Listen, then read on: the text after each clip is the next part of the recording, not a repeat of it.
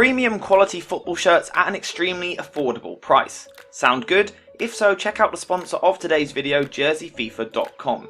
You can see that I've sent you some shirts and they really are top quality, so make sure to click the link in the description to go find a shirt for yourself or perhaps as a gift for someone else. And you can now use code jerseyfifa at checkout for 10% off your order. That's code jerseyfifa at checkout for 10% off your order. I really do recommend their product, so go take a look. Now let's get into the analysis. So I done a video recently looking at players that Manchester United could target either from promoted or relegated teams in England, and they got quite a good response. So I thought today we'd do something similar with players in the French League.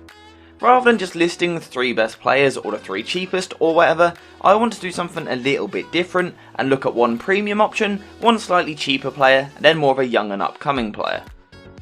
So the premium option that I want to talk about is Kimpembe, but I just want to start by saying that this isn't necessarily a transfer that I think will happen, but it's a signing from the French League which would improve Manchester United. Immediately, Kimpembe looks like he would be quite a good fit for Erik ten Hag's side because we know that he likes to have at least one left-footed centre-back in his defensive pairing, and Kimpembe obviously ticks that box being a left-footer. Kimpembe's suitability to Ten Hag's side extends further than that as well, because he is a defender that is brilliant on the ball, and I believe that he had the highest pass success rate of any player in Europe's top 5 leagues last season. As well as being a very good passer of the ball, Kimpembe is also a player that is more than comfortable taking on responsibility himself, and he is actually quite a good ball progressor, picking the ball up before then dribbling forward.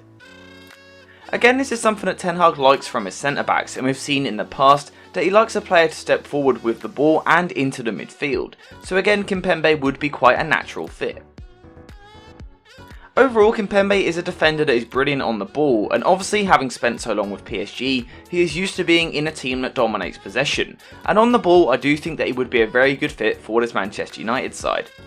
Obviously, you don't make it at the highest level as a centre-back unless you are good from a defensive point of view, and again this is a box that Kimpembe ticks, and despite a few flaws, he has developed into a very good young defender. In terms of style, Kimpembe is very much a front foot defender. Rather than sitting off and jockeying his opponent, he prefers to quickly engage the ball, getting in the face of the opponent, quickly nicking in with strong tackles or interceptions. This aggressive approach would make Kimpembe the perfect player to play alongside Varane at United, with Varane operating more as the covering centre-back, whilst Kimpembe plays more on the front foot and engages higher. This is of course the sort of balance that we've seen from these two before because of their time together at the heart of the defence for the French national team, so they already have a good understanding of each other's game. As well as engaging high to win the ball back, Kimpembe does also have the ability to defend going the other way, mainly thanks to his brilliant recovery pace, which allows him to quickly eat up the ground to cover his centre-back partner. This is something that we've seen in the past, and when making these recovery runs he is brilliant in the tackle, especially with his slide tackles, thanks to his brilliant reach, allowing him to poke the ball away from the opposition forward. Despite his clear quality, Kimpembe is a player that still makes a few too many mistakes over the course of a season, and he is at that age where this needs to be eradicated from his game to improve further as a player. If he is able to do this, then he could be one of the best centre-backs in the world, and it's for all of those reasons that I think he would be a brilliant signing for Manchester United this summer, but unfortunately it would be quite expensive. The next player I want to talk about would be much more affordable, and that is France and Lyon midfielder Maxence Caqueret, a player that I have been following all season long, and I think he is massively underrated right across Europe. For those that don't know, Caqueret is a player that is stylistically quite similar to Frankie de Jong, which is why he is in this list, because he could be a cheaper alternative for Manchester United to pursue over this summer transfer window. One of the things that really makes Caqueret stand out is his ability with the ball at his feet, and the combination of quick feet and quick thinking makes him brilliant at taking the ball in tight spaces before then looking to dribble forward. Caqueret's low centre of gravity is what makes him so good in these situations, and it has allowed him to develop into a very press-resistant midfielder, allowing him to take the ball under pressure before wriggling away from his opponent. Having managed to get away from the opponent to get himself some space, Caqueret is a very decent passer of the ball, and he is often able to use his passing to take control of a game and really dictate, although I think he could improve further. This is something that will happen with time as he gets more experience, although to be fair we have seen him making improvements already, and over the past year or so he has become much more progressive with his forward passes.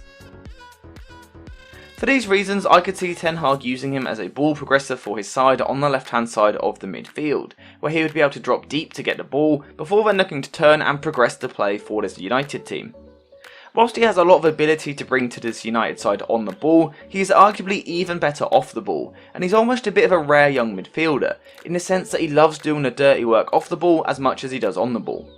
This defensive ability is supported when we look at his FB ref report as well, where we can see that he ranks in the 95th percentile for pressures, the 94th percentile for tackles, and the 84th interceptions.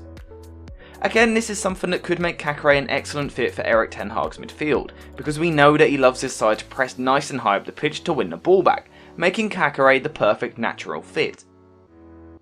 Caqueret also has the ability to play slightly deeper as well, and whilst he does prefer to win the ball back nice and high, he is capable of sitting off slightly, protecting his centre backs with his reading of the game in the midfield.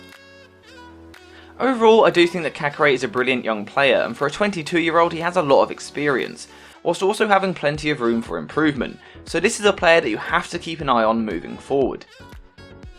So we're now going to move on to the last player on the list. We've looked at the premium option, we've looked at the affordable option, and now we're looking at the upcoming young player, and we're going to stay with Lyon and discuss Gusto.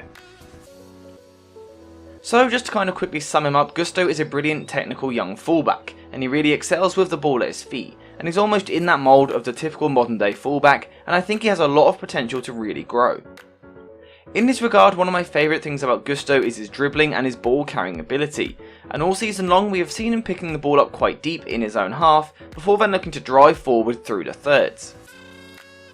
Having driven forward into the final third, Gusto then has really good end product, and I think that is what impresses me most from a young player. He does the work but is then able to keep his cool to pick out a teammate in and around the box. This doesn't necessarily show when you look at his season stats, because he only got 5 assists in all competitions. Now that is pretty decent, but I think he really has the ability to explode in terms of goal contributions in the future. The reason I say this is because his underlying numbers look very promising, as he ranks in the 95th percentile for expected assists, so I think it's only a matter of time before we see his output improving as he continues to develop. Something else you would have seen there is that Gusto is a player that gets very involved in the build-up, as he ranks in the 93rd percentile for passes attempted, showing that he's a player that loves to get involved and help his team dominate. That really highlights Gusto's strengths as a player. He's a young player that loves to get on the ball, and the pressure doesn't really seem to faze him. Even when he makes mistakes, he continues to make himself available on the ball. As well as possessing a lot of quality on the ball, Gusto is also a player that enjoys doing the defensive side of the game, and again he is a player that looks to play on the front foot, looking to harass and get in the face of his opponent as quickly as possible. As well as looking to press his opponents, Gusto is also pretty good in a tackle as well, and it's quite common to see him making the recovery run towards his own defensive third, before then sliding in to win the ball back for his side.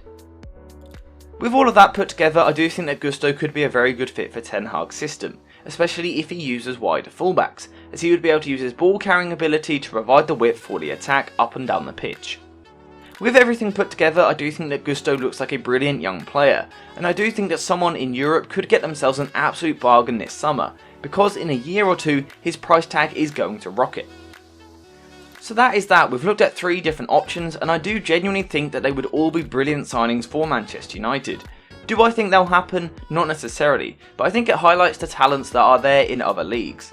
It's something that I would like to do more of, so let me know if you would like to see a similar sort of video, perhaps for the Bundesliga, La Liga, or maybe even Serie A. Let me know if that is something that you want to see coming to the channel this summer.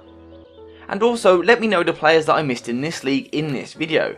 Are there any young talents you've had your eye on this season, or perhaps you fancy a move for someone like Neymar? Get in the comments down below and let me know what you're thinking. Thank you guys for watching, I hope you enjoyed the video, and I will see you in the next one.